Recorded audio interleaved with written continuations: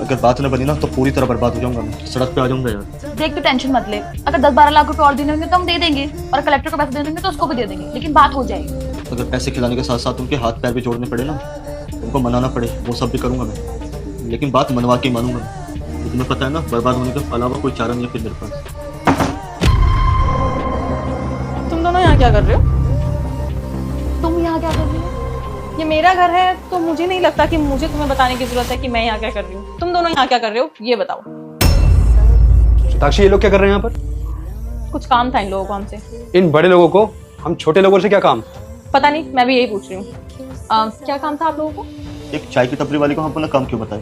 Collector साहिबा से मिलने के लिए आया हम लोग, उन्हीं को अपनी प्रॉब्लम्स बताएंगे।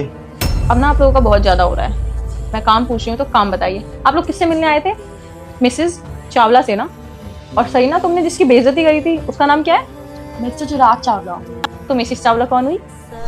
मैं ही मिसेस चावला हूँ और मैं ही यहाँ की कलेक्टर हूँ। तो क्या काम है आपको ये बताइए चुपचाप, वरना बिना काम सुने भगा दूंगी। I am really sorry ma'am, मुझे नहीं पता था कि आप ही कलेक्टर साहिबा हो। तो दरअसल हमने जो एक लैंड खरीदी थी ना, तो उसी की प्रॉब्लम की वजह से हम लोग आपके पास आए थे। आपके पीए से भी हमारी बात हो चुकी थी, वो बोल रहे हैं कि आप उस चीज़ का सॉल्यूशन निकाल दोगे।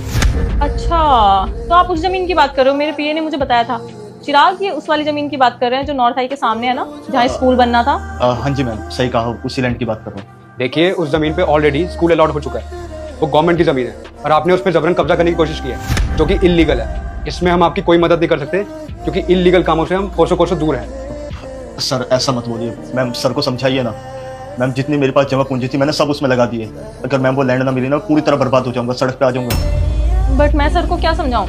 ये तो आपकी गलती है ना। आपको वो जमीन सस्ते में मिली और आपने ले ली। आपने उस पर इन्वेस्टमेंट भी कर दी, ना आपने किसी से पूछा, ना उसके बारे में कोई इंक्वायरी करी, और आपके पास आई थिंक उसके लीगल कागज भी नहीं है। अगर आपके पास पेपर्स होते तो आप लोग फाइल लेकर आते।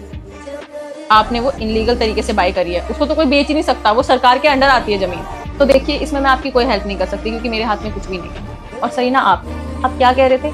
आप जिनकी बुराई कर रहे थे ना कि ये तुझे यही लाइफस्टाइल देगा, चाय बेच रहा है, तूने अपनी जिंदगी खराब कर ली। आज मैं जहाँ बैठी हूँ ना, मैं उनकी वजह से ही बैठी हूँ। उन्होंने मेरे ऊपर बहुत भरोसा किया, मुझे पढ़ाया लिखाया, तभी मैं यहाँ तक पहुँच पाई हूँ कि तुम दोनों मेरे सामने बैठे हो। कुछ भी सॉल्यूशन नहीं इस चीज़ का। सॉरी, प्लीज ये मत समझना कि मैं इसकी वजह से ये सब कर रही हूँ। सच में मेरे हाथ में कुछ भी नहीं है, ये सरकार के अंडर आती है जमीन, मैं कुछ नहीं कर सकती। आप लोग जा सकते हैं। Thank you ma'am.